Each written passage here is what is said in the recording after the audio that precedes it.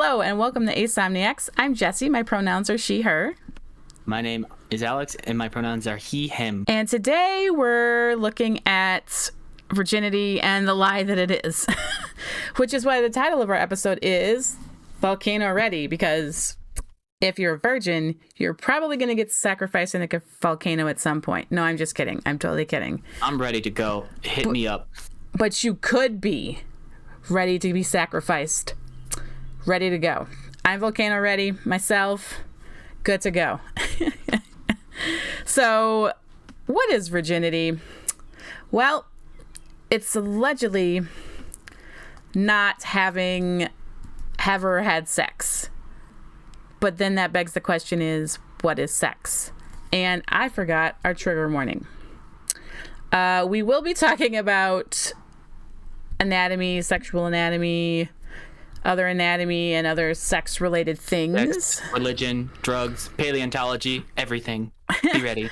There will also be some religious talk, so if you have come out of that trauma, then we want you to know that it's in here. Virginity is not ever having had sex with someone. But what is sex? So there's so many different kinds of sex. There's heterosex, or just, you know, your regular hetero traditional, I guess I'll say, sex. Then you have like lesbian, gay, bi, pansexual people who have sex in a myriad of different ways that I don't know about. Nick wrote books on it. I'm sure you can get them at your nearest retailer. Yes. Or steal them from the internet. Then there's also oral sex, and there's anal sex, and then there's other things that people do that involve sexual stuff. If you don't do the traditional heterosex, does that mean you're still a virgin? Is it the sex that God can't see? Might want to put that YouTube video in the notes. Yes. If you've seen that... Is it Garfunkel and Oates? I think it is Garfunkel and Oates. Okay. I'm not sure, but we'll look it up and we'll put it in the notes. But it's a hilarious little thing about doing it in the back. Yes, it is an exit party. The clandestine nature of butt sex and how divine forces cannot perceive it. Therefore, yeah. I mean, we can get philosophical, you know, about trees and forests and, you know, lots of wood, but right. No. In Asexuality podcast, we talk around it, not about it. Wait, yes, we do. Sometimes we talk about it, around it, but never through it. Anyway. Ayo. So sex is defined in so many different ways, but it's been for a long time that it's been dictated by cishet men what virginity is, and it's been pushed on AFAB people. Hey, I am a virgin because I still have my hymen, but there's so many ways to lose your hymen. Falling, breaking too hard on your bike and your seat, you know, does a thing. You could be born without a hymen. You could a tampon, swimming. That's an extreme one, but there could be all kinds of ways for that to happen. So saying that if you don't have a hymen, you're not a virgin is just stupid. Also, guys don't have hymens. Well, I should say, amen. People don't have hymens. So if you don't have a hymen, how is that a measure of virginity? It's just stupid. That's why virginity is stupid, because people try to make it seem like virginity makes you pure and it keeps you clean and it makes you perfect for your one single spouse. But it's just... Does it help me wash my dishes? No, it doesn't. Okay. So my dishwasher ad is not using virginity? Yeah, it's not going to work. Because if virginity helped you wash your dishes, you not have any dishes in the sink right now. It doesn't make you pure or anything, because that's the whole purity culture of the evangelical church in the 90s and early 2000s is a thing. Let me tell you about that. There were purity pledges and purity rings and... Purity culture, it's called, right? So there's it is called purity. Lots of bells and whistles. Lots of bells and whistles. Yeah, it is called purity culture. I've heard about it. I haven't really seen it, but I've heard about it. especially in like the South of the United States. Yeah, there's just like one of the things was, saving yourself for your wife or saving yourself for your husband. And of course, in a heterosexual relationship only and a monogamous relationship only. Those were your only options. And Joseph Smith came around. Yeah. Polygamy was a thing beforehand, of course. And I'm sure that has its own history that is not within the scope of this episode, but yeah, that was a thing that's a fun little arc of history you should look into if you have the time and the sanity. Right. Who has sanity in this economy? Sanity? I don't have money for that. So it's this whole. I'm just seeing it in my head again, seeing all the different purity pledges I made, and so you'd have this purity pledge, like a whole group of youth would go up and pledge to not have sex until marriage. And you'd get a certificate and a little wallet card to put in your wallet to remind you or to show off, I don't know, that you were saving yourself for your spouse, your one and only spouse for forever. Because divorce was also a no-no. I had signed maybe 3 different purity pledges over time because it was just... expire? I don't no. Not until you get married. They expire when you get married. Oh, why'd you have 3? Different youth groups. Okay. Different youth groups, so different purity pledges. Is this like a Pokemon thing? Gotta collect them all. Purity cards. So it was just anytime I went to a different youth group and they were having like a purity pledge night or that kind of a talk, I'd be like, yeah, I'll do a purity pledge. It's super easy. I don't know why people think it's so hard to not have sex before marriage. Just don't do it. Which, if I had known what asexuality was at that time, would have been a gigantic clue that I was asexual. Big, huge clue. When everybody's like, this is going to be so hard. This is going to be such a hard, but it's something I need to do. And I'm like, I don't know why everyone says this is hard. And I even got myself a purity ring to show off that I was saving myself for my husband. And it said, true love waits, because one of the propaganda was that real love waits for marriage to have sex. It's not real love if you're having sex outside of marriage. And that's just straight bullshit. Isn't there an ace ring thing? Like people get rings to indicate that they're ace. It's like a outside signifier. Yeah, it is an outside signifier. I wonder if that's related at all. I never looked into it. Yeah, because I'm like, I don't like rings, but yeah, so yeah, I got a sterling silver ring, and the top of it said "True Love Waits." I still have it. It's somewhere in my jewelry box, maybe I'll melt it down. No, it was just one purity ring. It was an expensive purity ring. Oh, so you didn't just have your first ring and you just put it, like, beep it through the purity pledges, like getting your ID checked when you buy booze? No, they're separate. My True Love Waits ring, and if you look at the True Love Waits, you can look up True Love Waits online. Oh no, thank you. I've heard it. The whole propaganda line of it. I should melt it down into something cool. Maybe I'll make like gay. Something very gay. So, but yeah, there's the purity ring, the purity pledge, and I even had a bright pink neon shirt that said, well, it said on the front, I'm saving myself for my husband. And then on the back it said, and I haven't even met him yet.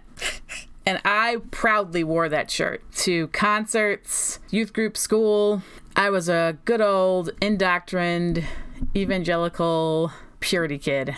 I am an ex-evangelical now, so I'm over that. I'm not over being ace, though, because that's not something you get over. That's just who you are. So still on the very, very much Volcano ready train. Yeah, that shirt, bright pink, black letters, huge bold print. So we could create a different sacrifice culture. We could get shirts that say saving. Well, I mean, not to make light of ancient traditions, but, just sacrifice culture. Wait, that's a suicide pact. Yeah, I mean, it's still special. It's still special. Yeah, let's not do that. True.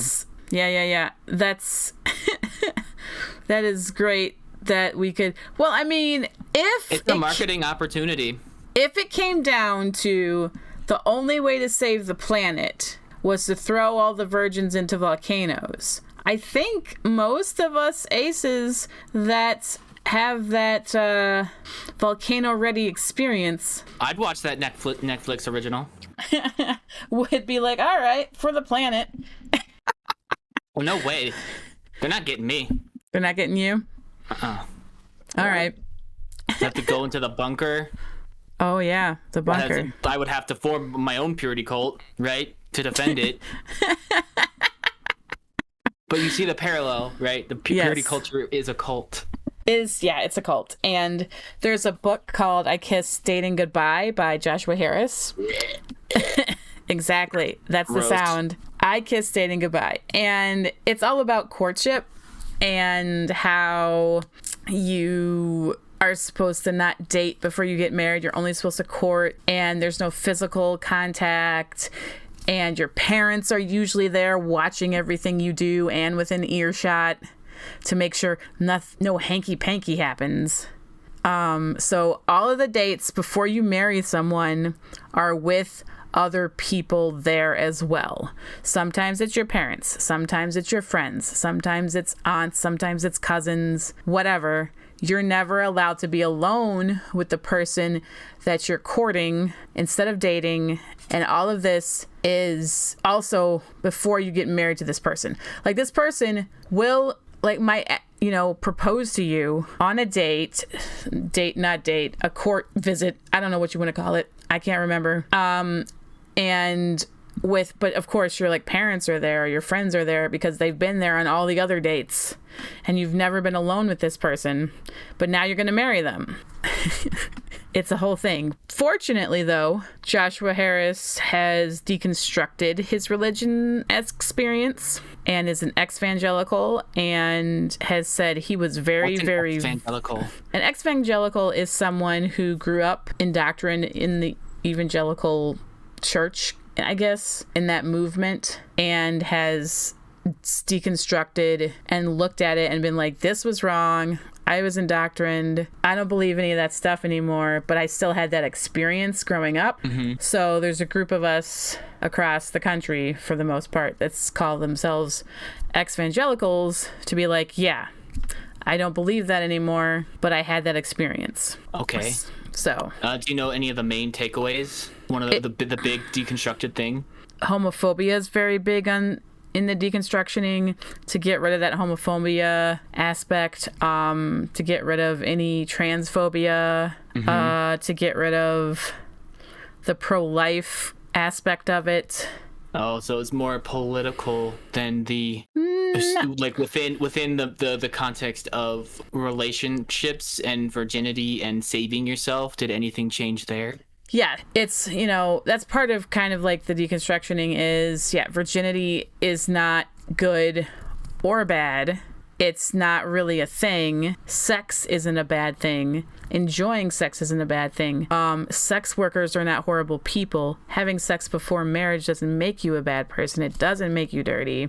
It doesn't make you unsticky. And that's one of the analogies that they would give us, is that you were a piece of tape, like a piece of Scotch tape, or I don't know, whatever kind of tape you want to imagine. And every time you have sex, you're taking the tape and you're sticking it to something, and you pull it away and it's not as sticky anymore. So every time you have sex, the tape gets less sticky and less sticky and less sticky and less sticky. And then by the time you meet your spouse, the tape isn't sticky anymore, and they don't want to be with you because you can't stick to them, or something along those lines. There's also one with chewing gum, that every time you bite down to chew the gum, that is sex, and the more you chew the gum, the less flavor it has. So you're used up if you keep chewing the gum or having sex, and no one's going to want you because you don't have any flavor anymore, kind of a thing that they told us. Different, right? Really? I heard similar things, like you give your heart away to someone when you have sex mm-hmm. with them, and that each person, that means you have less for this other person, so it's like a zero sum game, or I don't know, outset. It's all so deeply patriarchal, but it's like I don't know for that, right? But and then it just set in to be how it evolved with how romantic culture evolved in the 20th century. It's just hilarious how Right. it got even more twisted, but it's still deeply like your parents own you. Right. And that's another part of the purity culture and thing like that, like that AFAB people are owned, basically, and held to different standards, and like, especially in cultures outside of the United States where they actually do a hymen check to make sure you're a virgin. And if you're not, you could be stoned to death or you won't be able to be married off. It's insanity. They have some rando stick their hands inside you to make sure you still have a hymen. Oh, that's gross. That whole process could, in fact, if you do still have a hymen, get rid of it. Yeah, I could see how that could like make someone not feel very good listening. Yes, that's why I put that up at the top about anatomy and whatnot. Yeah. It's a whole thing in a lot of places that being a virgin makes you pure and clean, but it's just a lie. That's just not. It's like that's there somewhat, right? And you're socialized as a AMAB, but really, like if you're a virgin, that's not really something that makes you pure. It makes you weak. It makes you undesirable. It makes you like if you're not getting it done, then it makes you less manly almost, right? So it's it's funny how for a man it's spreading your seed literally. But there's all these rules and ties that go in with when AFAB people have to deal with that in the culture. It's crazy. Yeah, it's mind bending. Like it probably takes years of therapy to undo that programming. And I had it easy because like not only did I not care about spreading my seed as it were, but I had no interest in the thoughts and opinions of people who decided people's value based on that sort of thing. So in both ways. It's just really twisted. It's super twisted because both ways. Yeah. Like guys, ooh, you're not a virgin, you're a superstar. Women, you're not a virgin, you're a whore. Like it's super convoluted, which is why it doesn't make any sense. Like, and that's why virginity and being an ex-evangelical is part of deconstructing all of this toxic things that you were told and indoctrined through the church. But yeah, and there's so much more damage. Yeah. That can be done, like say because we talk about how spreading your seed and all that makes you more of a man and all that. I don't know if that's a recent development, but throughout history there has been a priest class, and in Catholicism specifically, I'm not Catholic, like the priests were celibate, right? And in the religious document, the Bible. So like to preface this might just be my opinion. I'm no theological scholar, but I believe Paul, who was the main guy who spread the word of the church, or is thought to have done that. Jesus is seen as celibate, and then Paul, I don't know if he was celibate. I don't know if he was a virgin, but there are verses about because they thought the world was about to end, like any day now, right? The like, interesting thing is that in that aspect, Christianity is founded on Judaism, and Jewish priests were encouraged to have families to continue the line, multiply. To continue the line of priests. So I do not know where Catholicism got this celibacy thing. I want to say there was. I don't know. They probably, like a lot of Christian traditions, they probably stole it from somewhere.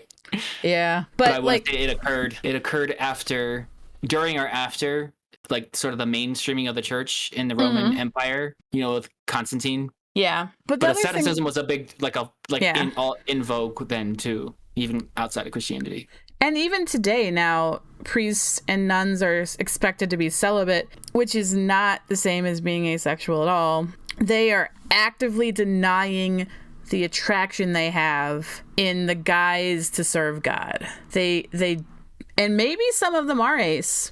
Maybe. Probably ace or, not straight. Right. Because maybe a number of people are nuns because it's just easy. They're like, yeah, I don't care about sex. I might as well serve God. I'm not going to marry anybody. So part of me wants to do some kind of experiment, research, and be like, how many nuns and priests are actually aro ace? And probably they just don't know it. But probably not many. But I'm guessing there's some in there. Second sons and stuff went there. People and probably daughters you couldn't marry off for whatever reason. Yeah. I feel like today, though, there might be some. Well, it'd be interesting if you know any. I don't know any. Yeah, I don't know any either. But they also wouldn't admit that, I'm guessing. So there's that whole thing. I think it would just be interesting to find that out, because I'm guarantee that since aceness is a newer concept, a lot of these older nuns didn't even have never even heard of it. And I'm sure they probably won't hear about it because the nuns in the Catholic Church don't want any of that in there. So the purity culture aligned really well with me growing up because I didn't have any sexual attraction. So it just worked really well. But I can only imagine if I did experience sexual attraction, how damaging that would be. Not that it wasn't damaging to me, but if I was allo and I ended up having sex with someone because of a passionate moment or something, and to think that I was dirty and unclean just because of it would feel detrimental, which is part of the deconstructioning. And for ace people, there is pressure on both sides. Right. And it was just, for me, super easy. One of my big red flags that I was ace, but... Green flag. Yeah. It just, I think in all of it, like deconstructing it with aceness and how aceness relates in the church, I think aceness in the church is... The church also feels aceness is wrong, not only because it's part of the LGBT community, but because you're supposed to be fruitful and multiply. You're supposed to make babies, and you're supposed to have sex with your spouse, and you're supposed to get married. So aro aces who are sex repulsed and don't want to even date, much less get married, are, you know, some kind of abomination for the church because they're going very much a mixed bag. Yeah, because they're going against God's will or some other bullshit. Yeah, I think different people in different churches have very different opinions on that, and like I think it could be useful to explore some of them here. I think the version you laid out is definitely more forced on AFAB people who are, because their role in the societal sphere is to be a vessel for a man's babies, right? Which is insane. It is insane, or mind bending rather, But that leads into a current political issue of Roe v. Wade and taking away of AFAB people's rights because the conservative Christian church, whatever you want to call this group of people that... Not just the church, but also the institution of the Republican Party. Yeah, wants and to their donors. Make it... because they say they're pro-life, but they don't care about the baby after it's born, so they're pro-birth. Well, not to get political, but these people, they don't really care about anything but control. Yeah, it is control, and the BIPOC people are going to be highly affected by it, creating more disparity in class. And it's just one of the things that, like, growing up, abortion was the worst thing, and I couldn't understand how one sin was worse than another sin. But it was just like the worst thing that everybody gravitated to. Like, it's just so bad. But at the same time, I'm like, isn't murder worse? Well, it is murder. I'm like, but I don't think it is. But it's this whole... And then you get into all these little mini debates about what is humanity, what is a fetus, what is X, what is Y, and it just gets away from the main issue of who has control. Right. And there's so much that goes into it. There's a lot of political wonkery that we can't get into here. Yeah, we're not going to get into it here. How or the time, but there are plenty of resources you can explore to get into the issue. At this time, there are many protests going on because Roe v. Wade is on the line for, you know, what is it, being overturned by the current Supreme Court we have, and something redacted the same Supreme Court. Yeah, it's not to get political. Yeah, the U.S. Supreme Court. So, but like, so that's another part of deconstruction. That's another part of like body autonomy. And like, I think as an ace person who is sex repulsed, I could take this crazy line of, well, I'm not gonna ever get pregnant because I don't have sex with people, so why should I care? But obviously, even if that is particular laws don't affect me, they're going to affect people I care about. And what happens if I'm assaulted and there is a resulting pregnancy? I mean, I don't know. I think, we can move on to more. Very well. I think I was talking about something else, sort of how ace people are perceived in the church, which is sort of what I want to talk about in this episode. Yeah. was I found it's been a very mixed bag. I found being born into a male body has given, like, there is some privilege there. I found people would generally be disinterested. They're like, who cares? Or they'd be envious. I found most people were around the arrow thing. Not wanting to get married was way more alien to them than not wanting to have sex. Yeah. And then you just have the little seesaw there. I wasn't really raised religious. I sort of went when I was a teenager and then quit going as a young adult. So I don't really have all that baggage, but also, like, being ace, I did have the same, like, this is easy. I don't know why you struggle with it so much. And I know a lot for men, it was more around not cheating on your wife or looking at porn or looking at other women in any way. It was just a different, but the same sort of, like, your sexual desires are wrong and you shouldn't have them, except in this one specific scenario, right? It's like there's a whole super mall thing, and the only place your sexual desires are appropriate are the janitor's closet on the east wing. Oh, okay. You're right. So it's just bad for humanity to limit it that way. Yeah. You know, like, in the experience I had, there were upsides. Priests and stuff, they were supposed to be I don't feel like in evangelical churches they were valued per se, because people didn't understand people who didn't want to get married. It's better to be single doing God's work or whatever than to be married. I know that was like a Bible verse somewhere. So it's just I just wonder how other ace people it's better to marry than to burn. I can give you the quote if I want to. Oh, okay. Yeah, because I explored this when I first found out I was ace. I was actually still in the church. So it was kind of an easy transition for me to reconcile that. Right. So unfortunately, that's why ace people aren't immune to other phobias that straight people have. Right. And, like, in the church with marriage, especially with a lot of religious people, at least the Christian religion, if you don't consummate the marriage by having sex, you don't have to get divorced. You can get an annulment, which means you didn't violate whatever marriage rules there are because you didn't have sex and solidify that marriage and bond the two of you together forever. There's actually a Wikipedia article about discrimination against asexual people, which honestly only read that if you have the spoons, the sanity. Yeah. And that's one of the first things listed on here. And of course, you know, this ties into amatonormativity too. Yeah. But it's also how, you know, the religious institutions are entrenched within the societal structure, which is why we're having this Roe v. Wade debate at this time. Yeah. And have been. Yeah. And as a note, I am interested in marriage, but just for money. I am interested in marriage for a party. Oh, like a wedding party? No, like a wedding reception where you have all your friends and you have a really cool dress and it's about you. It's about me. And just have a wedding theme for your birthday. Yeah, I could do that. It'd be funny.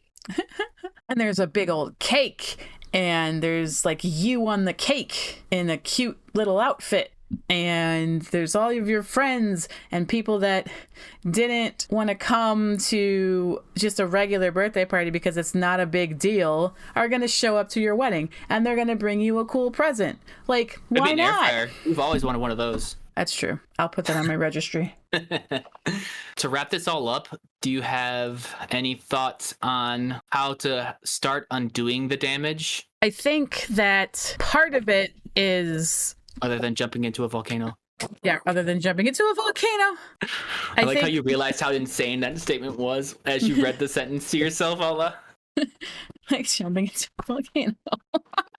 I think part of it is if you grew up in the church and you've had these ideas to deconstruct them and help other people deconstruct them, which is kind of one of the things that Joshua Harris tried to do because he did a lot of damage with his book. But at the same time, he also tried to make a profit out of undoing that damage because he created a whole series on how to deconstruct from the evangelical church. And it's an expensive series. And someone was like, that's like... The grift never ceases. Right, the grift never ceases. And someone said that that's like a pigeon pooping on you and then asking you to pay them to help clean it off. And I was like, yep. Like, oh, I'm sorry, my ideology burned your brain for life. Instead of therapy, why don't you try my 3-part series that costs $500 each? Like... Yeah, it's bad. I mean, I'm glad that he's deconstructed and come out and said, I was super, super duper wrong. This is all bad. But I'm not happy about them making the profit off of it.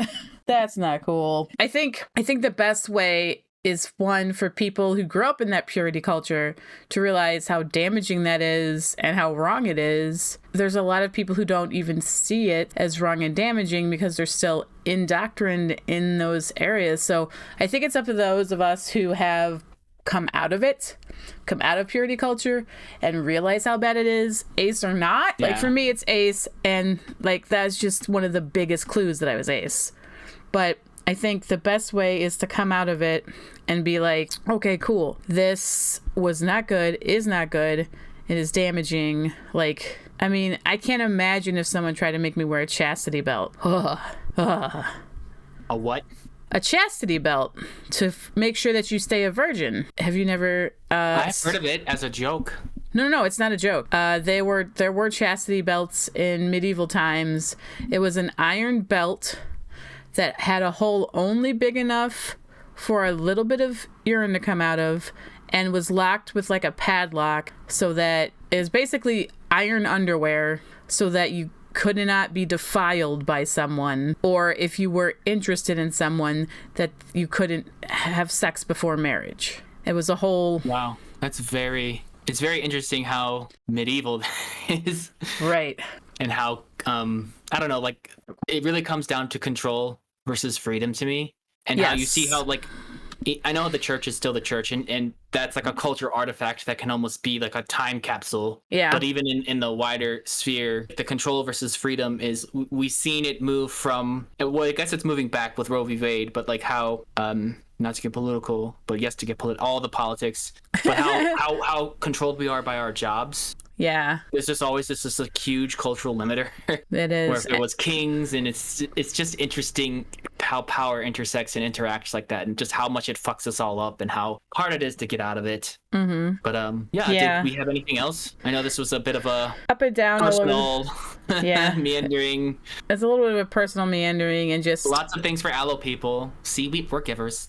We're givers, but I think at the same time, it does really affect ace people too, because you have no clue that you just think that you're some kind of superstar that is saving yourself for marriage, and because it gives you this really inflated false sense of I'm better than other people because I don't have those desires when you're in the church. I'm better than people because I'm not interested in porn. I'm better than people because I don't think about having sex with other people. Really? It gives you this weird ego that just doesn't, like, I remember looking down at people and being like, someone being like, yeah, I had sex with my boyfriend, and me going, well, at least I'm still saving myself for my husband. I would never do that. Really?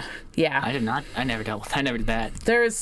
I always saw people struggle with different things, and then I'm just one of the only people who don't struggle with it, but it's not my struggle. Right. I have all my other struggles. Right, but the way it was pushed on us made it seem like if you did given do so that, much cultural value.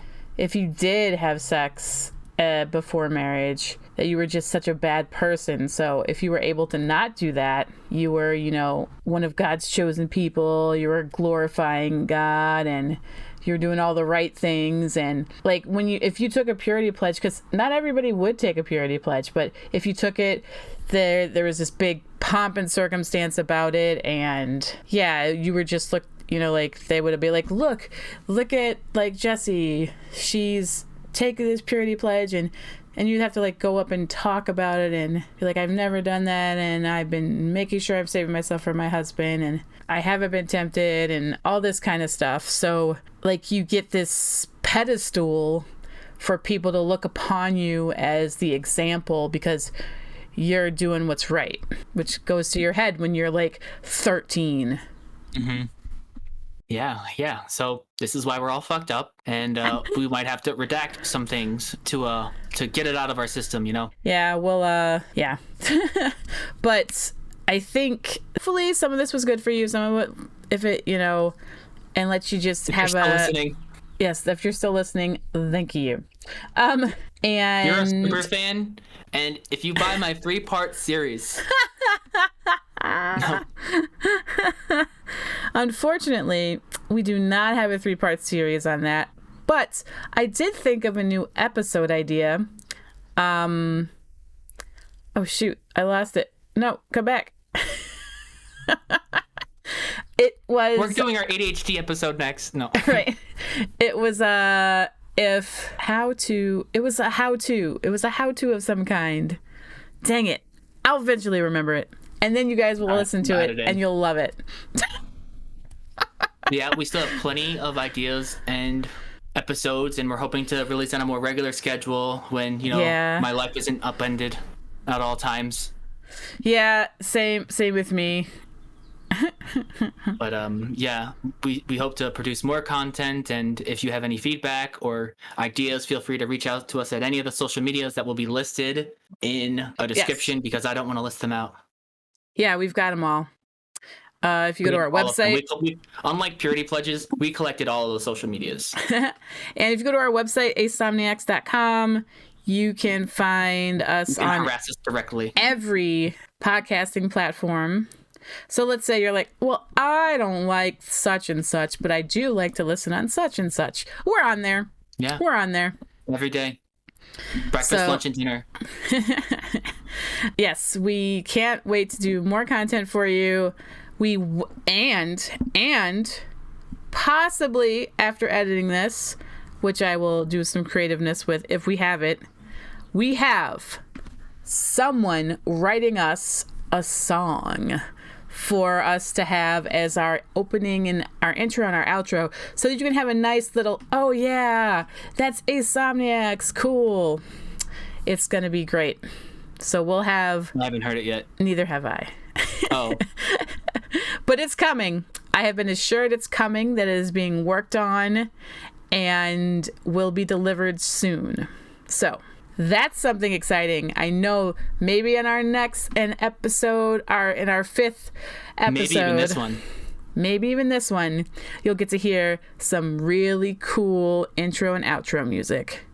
It'll be short. It'll be like, 30 seconds or something, but it'll be really cool and original.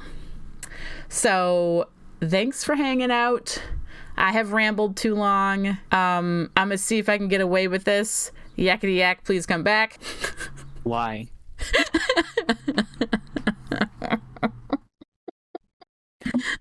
Okay, bye. Bye, everyone.